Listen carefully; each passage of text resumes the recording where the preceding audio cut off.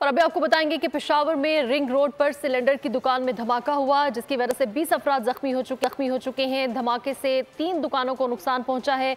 जख्मियों को lady reading अस्पताल मुंतकिल कर दिया गया है। पेशावर में ये वाकया पेश आया है। रिंग रोड पर सिलेंडर की दुकान में धमाका हुआ है और जिसकी वजह से बताया जा रहा है कि 20 अफराद जख्मी हो चुके हैं। आसिफ शहजाद हमारे साथ मौजूद है। मज़ीद तफसीलात आसिफ शहजाद हमारे साथ मौजूद है। मजीद तफसीलात उनसे जान लेते हैं इस धमाके के हवाले से। आसिफ शहजाद बताइएगा। हाँ जी बिल्कुल, ये रिंग रोड कबूतर चौक का इलाका है जहाँ पर सिलेंडर की एक दुकान थी। इसमें सिलेंडर फिलिंग के दौरान धमाका हुआ है। धमाके के बाद जो है दुकान में आग लग गई है। आग से झुलसने के बाद 20 अफराद जो हैं वो जख्मी हो गए हैं।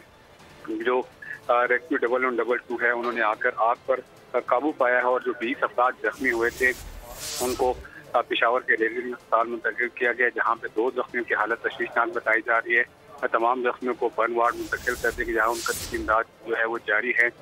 वाक़े के बाद जो रेस्क्यू और दीगर इमदादी टीमें हैं वहाँ उन्होंने ये रेस्क्यू ऑपरेशन मुकम्मल कर दिया है।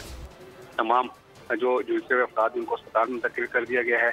पुलिस की भारी नफरी भी वहाँ पर मौजूद है। इलाके को जो है तब्दील किया गया है और जो सिलेंडर है वो वहाँ से मुंतकिल किए जा रहे हैं।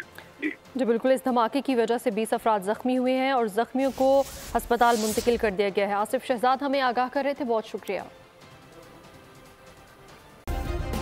सब्सक्राइब करें और बेल दबाएं ताकि कोई खबर रह न जाए।